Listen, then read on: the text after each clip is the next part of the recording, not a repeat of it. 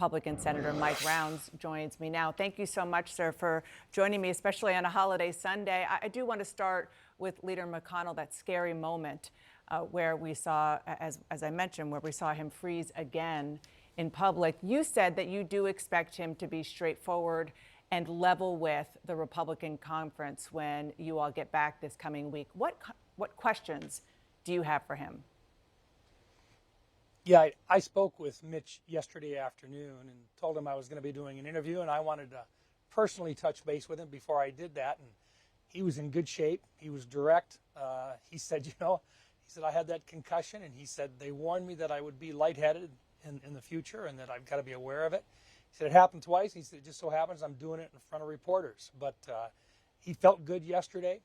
He said he's got to watch his hydration levels. Dr. Monahan, who is also my physician there at the Senate, he's sharp. He says it exactly the way that it is. And if he says, that Mitch is ready to go, then Mitch is ready to go. But Mitch will come back in front of us, and he'll discuss it with the entire team. He's been busy. He's been working around his own state, but he's also been doing the fundraising that is required of a leader. And I think that's been a big job for him as well during this break. So he told you that it was a result of the concussion that he had. Did he give you any more information? And does it need to be more clear, not just with your conference when you all meet this coming week, but with the American public, particularly his constituents in Kentucky? Mitch is sharp and he is shrewd. He understands what needs to be done. I'll leave it up to him as to how he wants to discuss that with the American public, but there's no doubt in my mind that he is perfectly capable of continuing on at this stage of the game, and he's got a good team around him. He's done a good job of developing that leadership team. They've been supportive of him during the time in which he was out of the Senate for a while. The team did a great job. My seatmate, John Thune here in South Dakota, picked up the reins and worked it well, and he had a great team around him as well. So I'm not worried about that at all. We've got a good team in place, and Mitch is there, and I think Mitch will be able to answer any questions that may come up. So you're comfortable with him staying on as leader? Oh, yes, no question. Yeah. And look, there's a lot of folks out there who would like to see him go, but that's because he is a very capable leader, and he's one of these kind of guys that if you could take him out of the leadership role in advance, you might end up, in a better position if you were a competitor of his. But on the Republican side, we all understand that he's good. He's good for our party. He sees the long road ahead. He looks a long ways ahead. And when all the rest of us are sitting back, he's the guy that takes the spears and the arrows so that we don't have to. So, no, he's the right guy, the right spot. And at this stage of the game, I think he'll continue on. I want to ask about the trip that President Biden took to Florida yesterday to assess hurricane damage. His administration is asking for $16 billion more in FEMA disaster relief, not just for Florida, but also for the tropical storm that hit Southern California, the devastating wildfires in Hawaii. Should Republicans support that funding? I can't speak for all Republicans. I'm a former governor. I can tell you that when it comes to emergencies, that's when the government needs to be there. So personally, I intend to take a look at what they're requesting, but I'm inclined to support it. And the reason is because, look, constitutionally, we have a responsibility for our national defense. But we've also got a responsibility to take care of those that are most in need during an emergency situation. People judge us as to how we respond in those emergencies.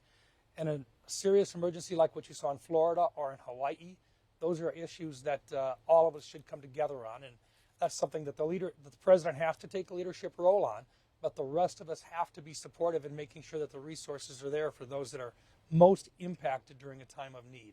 Speaking of government spending, as you well know, there is a looming government shutdown now just 4 weeks away. President Biden wants a stopgap funding bill. It's not clear whether your fellow Republicans in the House are going to support that. Should they? Well, to begin with, the Senate has, for the first time since 2018, we've passed all 12 of our appropriation bills out of the Senate Appropriations Committee. They're ready for floor action. That's a great step forward on the on the Senate side, and this is on a bipartisan basis. We have those coming out of the Appropriations Committee. Now, the House has got their own process in place. I'm not going to comment right now on the process. I think Speaker McCarthy should have the independence to be able to make and negotiate with his team on that side and to bring together enough votes to pass it. What we do know is a government shutdown is not good for anybody. We want to avoid that, and that means Republicans and Democrats are going to have to come together to get a consensus in divided government. Let's not have a government shutdown, but let's begin the process of talking about our spending. And spending, we've been spending way over what we've been bringing in for a long time. It's not going to get fixed overnight, but we should be making some positive steps in the right direction to start slowing down the spending, and we got to start bringing back the revenues back in to government again because of a growing economy. That's got to happen as well, or we'll never get this under control. Senator, you heard the Commerce Secretary, Gina Raimondo, talking about her trip to China, touting the progress she says she made on establishing channels of communication. What's your reaction to that? Well, I've heard the Secretary speak on several different occasions, and she is correct when she says that dialogue is very important and that we should be talking as much as we can. But you also have to take the reality into account that it does not appear that the Chinese Communist government necessarily wants to do more than simply talk. Actions are critical, and at this stage of the game, the Chinese government does not seem to be too concerned about what could happen to their economy if they are not willing to bend some of the rules that they most certainly have put in place. And let me just give you an example.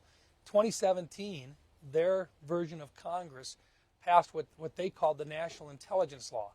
Two of the sections of that particular law are extremely dangerous. First part was, I believe it's Section 7, basically requires that any company that is registered in China or that does business in China must cooperate with their national intelligence agencies, and they have to keep that cooperation secret. But furthermore, Section 10 of that same code requires that if those same companies come outside and they're doing business out of China, that they have to, particularly the tech companies, that they have to provide users' data to the Chinese Communist Party. That's wrong, and that's one of the biggest issues that we've got right now in dealing with this particular government in China. It's not that we don't want to be on good relations with China, but it's a two-way street, and right now it's only running one direction. Senator, I want to turn to the 2024 race. Donald Trump is set to face 4 separate criminal trials for 91 alleged felonies. This weekend, CNN released a new poll of polls that shows the former president far and away the front runner. 58% is where he stands right now in that poll of polls. If Donald Trump is convicted of a crime, could you support him as the Republican nominee? I'm pleased to say that I am supporting Tim Scott, and there's a reason why I'm supporting Tim Scott. Number one, he's a guy that will unite the country. Not a lot of people know him yet, but he's a guy that you can trust. He's a guy that you will never be embarrassed about supporting.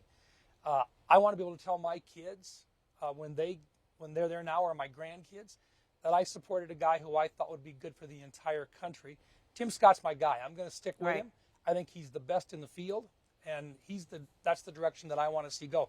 He's only got 3-4% of the popular vote right now, but he's working behind the scenes. He's got resources in the bank. I think he's going to be able to make the appropriate moves, and I think he'll do a good job in the debates coming up as more and more people take a look at it and see what he can do. I appreciate that you are a supporter of your colleague, Senator Tim Scott. But if Donald Trump is the nominee and if he is convicted of a crime, could you support him? I'm hoping truly that we get to the point where I don't have to make that type of a decision. But what if you do? For me personally, I was there on January 6th. I saw what happened. I'm not happy about what happened. I was not happy with his performance on that particular day. So for me, I'm hoping that we're going to be able to look at other candidates. For mine, it's Tim Scott. And Tim is the guy that I think can unite this country. And once again, I'm going to come right back down to it. He's not well known right now, so he's not polling as high as some of the other folks are. But we need to bring this country together.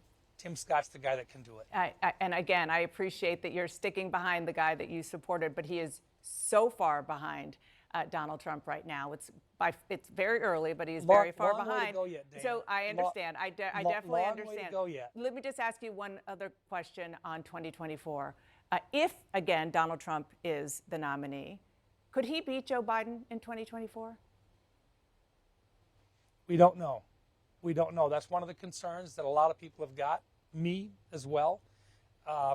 It's the reason why I think if we bring in a uniter rather than a divider, I think we've got a better shot at doing what's right for this country long term, and that's what I want. Look, right now, Joe Biden, I know he calls it Bidenomics, but let's take a look at what it does for people that actually have to live with it. South Dakota is a good example. From the time that Joe Biden took office until right now, living expenses for an average household in South Dakota are up $917 a month. That's over $11,000 more in living expenses per year. Across the entire country, it's about $912 a month, well over $11,000 a year. Energy prices are up. Gas prices are up over 54%. That's something that we've got to do something about, and you can't do it with this approach to the economy. All right, Senator, we're out of time. I really appreciate you coming on. Thank you so much.